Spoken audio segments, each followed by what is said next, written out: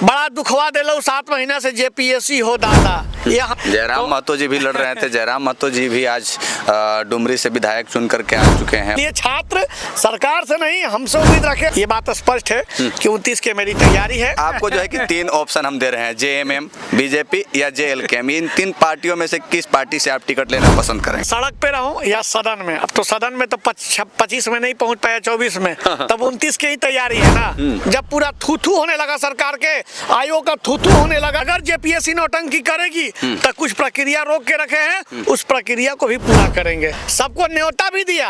बाबूलाल मरांडी जी भी दुखी हुए कि सच में जेपीएससी बढ़ गया। झारखंड में जेपीएससी के चेयरमैन की नियुक्ति को लेकर के जो है कि पलामू के छात्र नेता सत्यनारायण शुक्ला जी काफी संघर्ष किए। कभी जो है कि ये श्राद्ध भी कर दिए, कि मुंडन भी इनको करवाना पड़ा, यानी कि तरह तरह के जो है कि जैसे धरना से लेकर के मुंडन तक करवाना, सारा कुछ ये करवाएं। यानी कि काफी संघर्षों के बाद चेयरमैन की नियुक्ति हुई है। सर, सबसे पहले चैनल में आपका स्वागत है। बहुत बहुत साधुवाद, बहुत बहुत जोहार कि आप हमें जेपीएससी जैसे अहम मुद्दे पर बात रखने के लिए बुलाया है। जेपीएससी को लेकर के आपने क्या क्या बलिदान दिया सर, तब जाकर के चेयरमैन की नियुक्ति हुई? जेपीएससी को लेकर बलिदान मत कहिए, ये संघर्ष कहिए। क्योंकि हमारे वर्तमान माननीय मुख्यमंत्री हेमंत सोरेन जी सुनते कम, बोलते भी कम और उनके पास अनुभव भी कम। तो हमको उनको अनुभव भी दिखाना पड़ा, आईना भी दिखाना पड़ा और उनको सच्चाई से अवगत कराना पड़ा कि झारखंड लोक सेवा आयोग का अध्यक्ष विगत 7 महीना से, और ये ऐसा नहीं कि उनको जानकारी नहीं था। मैंने 6 बार मुख्यमंत्री से मुलाकात किया, 2 बार महामहिम राज्यपाल से मुलाकात किया, 6 बार हम लोग जेपीएससी गेट के सामने हम लोगों ने धरना भी दिया। मुख्यमंत्री सन्नट, हमें कोई मतलब नहीं, छात्रों मर जाए या रसातल में चला जाए, माननीय मुख्यमंत्री कोई नहीं मतलब। हमने भी सोचा कि अच्छा, तब ये जो कोई बॉलिंग कराता है कोई बॉलर, तो उनको लग रहा है चलो ना यार डॉट करके छोड़ देते हैं। हमने बोला कि सीजे अपनी मिडिल विकेट कबाड़ेंगे। हमने 11 फरवरी को जेपीएससी का उसका अंतिम संस्कार किए। तो इसी को लेकर तो हम बोले कि क्या क्या बलिदान दिए, क्योंकि आपने अपने बालों का भी बलिदान दे दिया। तो वो जो हम लोग 11 फरवरी को जो हम लोगों ने आंदोलन किया, जब लगा कि माननीय मुख्यमंत्री के पास समय नहीं है, तो हम लोग सनातनी जो संस्कृति है, सनातनी जो प्रक्रिया है, उस प्रक्रिया के माध्यम से जेपीएससी का हम लोग अंतिम संस्कार किए।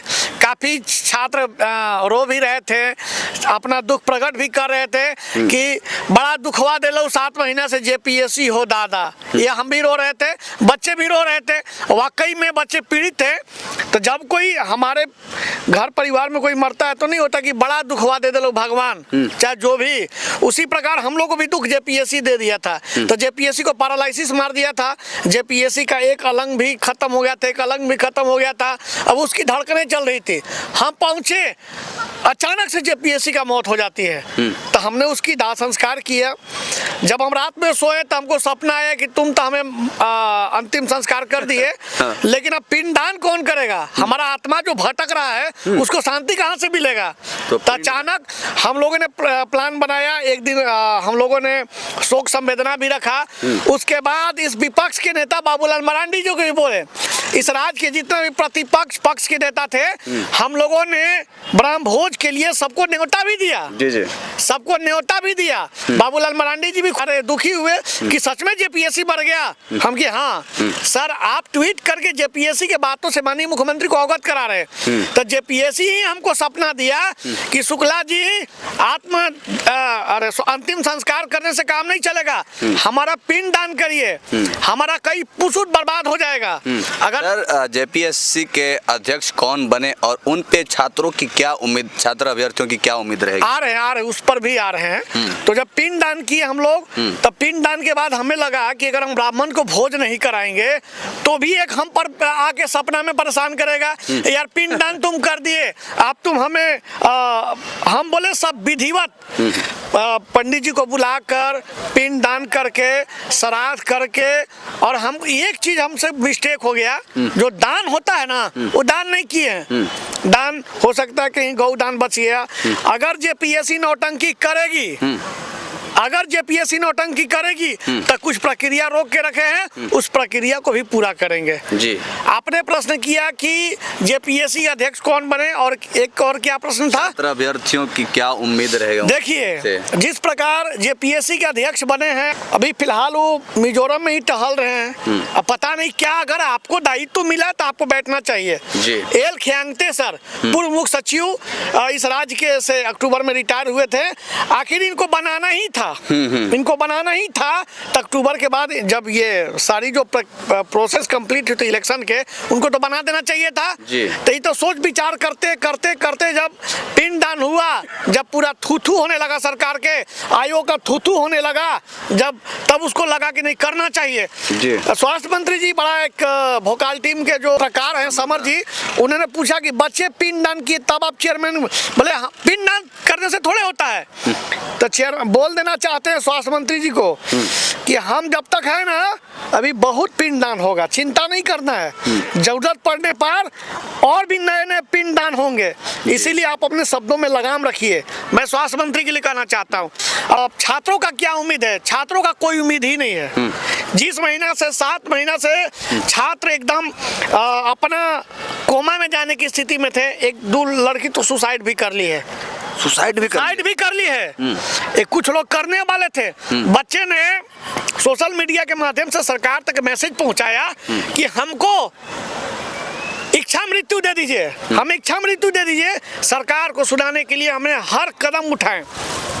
तो छात्रों का उम्मीद कुछ है नहीं, लेकिन छात्र से ये भी कहना चाहते हैं कि बी पॉजिटिव, चेयरमैन बने हैं, बहुत कुछ संभावनाएं हैं। और जेपीएससी में जो 7-8 जो प्रक्रिया बाधित है, उस भी प्रक्रिया की गति तेज आएगी। सर, जेपीएससी का रिजल्ट जारी कब तक हो सकता है? सर देखिए, जिस प्रकार मार्केट में जैसे होता है ना कि झारखंड में एक बड़ा दुख भरी कहानी मैं आपको बताता हूँ कि अगर किसी अपने पड़ोसी में किसी का नौकरी हो जाए, तब नौकरी होने के बाद पड़ोसी को बड़ा खुशी भी होता है, दुखी भी होता है। नहीं हुआ तो भी कमेंट, और हुआ तो भी कमेंट, समझ रहे हैं ना? तो जिस प्रकार पड़ोसी लोग कमेंट करते हैं, चाहे एक दूसरा को इच्छा जाहिर करते हैं, तो हमें उम्मीद है कि जिस प्रकार मार्केट में र्यूमर है कि कॉपी रीचेकिंग होगी, कब तक रिजल्ट आएगी, मैं बता देना चाहता हूं कि नीलिमा किरकट्टा मैडम पूर्व अध्यक्ष महोदय जो रिजल्ट बना के गई है, यथावत वही रिजल्ट है। चेयरमैन बैठेंगे, 3 दिन के अंदर रिजल्ट नहीं करेंगे, चौथा दिन फिर भूख हड़ताल पर हम बैठ जाएंगे। जेपीएससी का रिजल्ट साफ सुथरा है या उसमें भी कोई त्रुटियां हैं? देखिए, मेरे हिसाब से साफ सुथरा है, आयोग के हिसाब से साफ सुथरा है, लेकिन कुछ लोगों के द्वारा ये दिग्भ्रमित किया जा रहा है कि इसलिए दिग्भ्रमित किया जाता है कि अगला हमसे कमजोर पड़ जाए, अगला हमसे कमजोर पड़ जाए। ये कंपटीशन है, बच्चे वहां भी कंपटीटिव करते हैं कि अगला को कैसे कमजोर करे। तो मैं छात्र से विशेष प्रार्थना करता हूं और उन अभिभावक से जो ये सच आईना न्यूज देखते होंगे, इस चैनल के माध्यम से हम बता देना चाहते हैं कि रिजल्ट फेयर है, और रिजल्ट जैसे ही चेयरमैन बैठेंगे 3 से 4 दिन के अंदर जारी होने की संभावना है। 3 से 4 दिन में जारी? बिल्कुल संभावना है। क्या लगता है कि इस बार सरकार से क्या उम्मीद रहेगी? देखिए, सरकार से हमें कोई उम्मीद नहीं है ना, छात्रों की उम्मीद है। बस छात्रों की एक ही उम्मीद है, हमसे, और हमारी लड़ाई हमेशा जारी रहेगी। और अगर सरकार से डर है तो हमसे, क्योंकि हम मांग जायज रखते हैं और तरीके से रखते हैं, इसलिए छात्र सरकार से नहीं हमसे उम्मीद रखे और हम सरकार से उम्मीद रखते हैं। शुक्ला जी, लगातार जो है कि बड़े बड़े इलेक्ट्रॉनिक मीडिया पर, सोशल मीडिया पर आप एक्टिव थे और आपका खबर काफ़ी ट्रेंडिंग में चल रहा था, तो कितने दिनों तक रांची आप रह करके छात्र अभ्यर्थियों के लिए आवाज उठाते रहे, ये पिंडदान करते रहे? कितने दिनों का वहाँ का सफर रहा? लगभग विगत 12 से 13 महीना, मतलब समझ लीजिए कि नहीं, लगभग 1 साल से ऊपर हो गया। 15 से 16 महीना लगातार मैं रांची से पलामू से रांची, वो अप डाउन के दौरान हमने जेपीएससी का मूवमेंट को संभाला, क्योंकि जेपीएससी में निमावली ही नहीं थे। निमावली को लेकर मैंने किया, विज्ञापन लाने को लेकर, एग्जाम करवाने को लेकर। तो मेरा विगत 15 महीना से मैं जेपीएससी को लेकर एकदम उथल पुथल में था और जेपीएससी का विज्ञापन लाया। अंततः मैं इसको भी क्लियर करवाऊंगा, 14 जेपीएससी भी आएगा, एसडीएम पद भी आएगा। अभी जेपीएससी के लिए बहुत कुछ करना है, अभी तो कुछ करबे नहीं किए हैं। 24 साल में तो 7 को तो एग्जाम में हुआ है। छात्र अभ्यर्थी के लिए आप हमेशा जो है कि लाठी भी खाते रहते हैं, तो इसके पीछे आपका कोई स्वार्थ है या फिर छात्र अभ्यर्थियों के लिए आपको जो है कि ऐसे ही देखिए, स्वार्थ की बात तो नहीं है, लेकिन जब हम पूरे इस राज्य के लिए युवाओं का समर्पण दे दिए हैं, तो समर्पण हम किसके लिए दिए हैं? जेपीएससी जेएसएससी, जेपीएससी के द्वारा जो है BDO CO DSP FSO ranger और भी डॉक्टर और भी जो इंजीनियर जो पद निकाले जाते हैं सरकारी नियुक्तियां, जो आपका लेवल 1 की जो विज्ञापन आती है उसका नियुक्तियां हम क्लियर करवाते हैं जेएसएससी के द्वारा। झारखंड पुलिस उत्पाद सिपाही, ऐसे मेरा इसमें कोई स्वार्थ नहीं है, इच्छा है और इच्छा अनंत तक रहेगी, जब तक हमारी सांस रहेगी तब तक युवाओं। सवाल आपसे इसलिए किए क्योंकि कई छात्र अभ्यर्थियों के लिए लड़ाई लड़ते लड़ते आज कहीं ना कहीं बड़े बड़े नेता के पद पे हैं और नेता बन चुके हैं। जैसे कि आप देख लीजिए सुदेश महतो जी को, आजसू पार्टी के जो नेता हैं, सुप्रीमो हैं, वो भी जो है कि शुरुआत तो छात्र अभ्यर्थियों की लड़ाई लड़ करके ही किए थे। देखिए, एक बात सही बात है कि अगर आदमी इंसान कोई अगर लड़ाई लड़ता है तो कहीं आज सड़क पे लड़ रहा है तो कहीं सदन में भी जाके लड़ता है। जयराम महतो जी भी लड़ रहे थे। जयराम महतो जी भी आज डुमरी से विधायक चुन करके आ चुके हैं और लगातार अभी भी वो आवाज उठा रहे हैं छात्र अभ्यर्थियों के लिए। देखिए, मैं आपको स्पष्ट तौर से बता दूं कि हो सकता है कि मैं सड़क पे रहूं या सदन में। अब तो सदन में तो 25 में नहीं पहुंच पाया, 24 में, तब 29 की ही तैयारी है ना। ये बात स्पष्ट है कि 29 के मेरी तैयारी है और मैं छात्र के साथ साथ झारखंड के डाल्टनगंज विधानसभा की भी तैयारी की प्रबल संभावना है और मैं बहुत जल्द छात्रों के साथ साथ। चलिए, आप सदन में भी जाने का जो है कि इच्छा जाहिर किए, तो आप किस पार्टी से टिकट लेना जो है कि पसंद करेंगे? ये अभी तय नहीं हुआ है, अभी फिलहाल जब हमको लग जाएगा तो अभी तो नहीं सोचे हैं, लेकिन बस भी आपको जो है कि 3 ऑप्शन हम दे रहे हैं, जेएमएम, बीजेपी या जेएलके। इन 3 पार्टियों में से किस पार्टी से आप टिकट लेना पसंद करेंगे? वो हम 27 तक निर्णय ले लेंगे। 27 तक निर्णय लेंगे। 27 तक निर्णय लेंगे। लेकिन युवाओं को बोल देना चाहते हैं कि मैं सड़क पर रहूं या सदन में, युवाओं की आवाज हमेशा गूंजते रहेगी इसी प्रकार। बहुत बहुत धन्यवाद। तो हमारे साथ बात करने के लिए मौजूद थे छात्र नेता सत्यनारायण शुक्ला जी। ये बेबाक तरीके से बोलते हैं और इनसे जो भी सवाल हम किए, सारे सवालों का जवाब ये बेबाक तरीके से दिए। बाकी आप लोगों के मन में क्या चल रहा है, इनसे जो सवाल किए, इनके जवाब को सुन करके अपना राय विचार कमेंट बॉक्स में जरूर रखिएगा। बाकी मिलते हैं किसी और वीडियो में, तब तक के लिए जय हिंद।